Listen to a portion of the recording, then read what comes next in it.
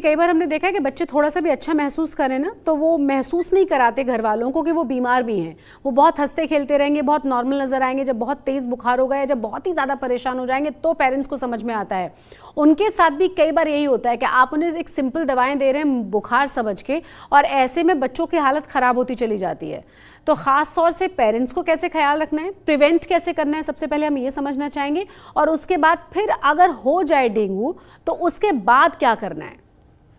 बच्चों में, मैं खुद बच्चों के डॉक्टर हूँ, बताऊंगा। बच्चों में खास करके सिम्टम रफली सेम होते हैं। कुछ बच्चों में सिम्टम, खास करके छोटे बच्चों में पता नहीं लगता कि डेंगू है नॉन डेंगू, लेकिन कुछ बच्चों में एक स्पेशल सिम्टम देखने की जरूरत है। अगर हाई ग्रेड फीवर आ रहा है, 102 103 से जा रहा है, तो बच्चों में एक खतरा रहता है। 5 साल से कम साल के बच्चे जो होते हैं खास करके, उनमें फेब्राइल सीजर मतलब दौरे पड़ने की संभावना रहती है, क्योंकि डेंगू में बहुत तेज बुखार आता है। तो उसको बचाने के लिए बच्चों में गीले पानी की पट्टी करना, पूरे शरीर को पोंछना जब तक कि बुखार कम ना हो जाए। पैरासीटामोल हर 6 से 8 घंटे पे, या जरूरत पड़े तो 4 घंटे पे भी दे सकते हैं, वो देना।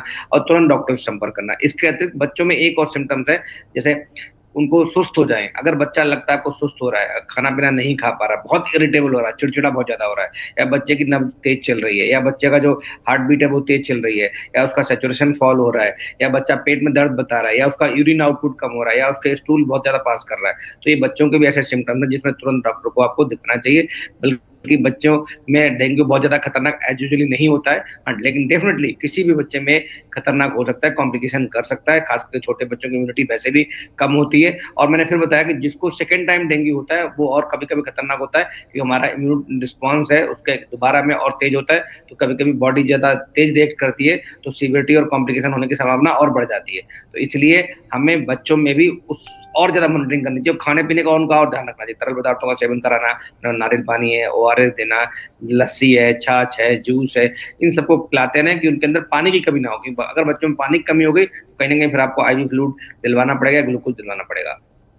और हमने ये भी देखा डॉक्टर गुप्ता कि कई बार बच्चे ना, जो आप कह रहे हैं कि वो बिल्कुल खाना पीना नहीं चाहते और बहुत ज़्यादा मुश्किल होती है उनको इस बात के लिए कन्विंस करना, तो हमें कब समझ में आ जाना चाहिए कि अभी बहुत ज़रूरत है कि हम डॉक्टर्स के पास दोबारा से जाएं।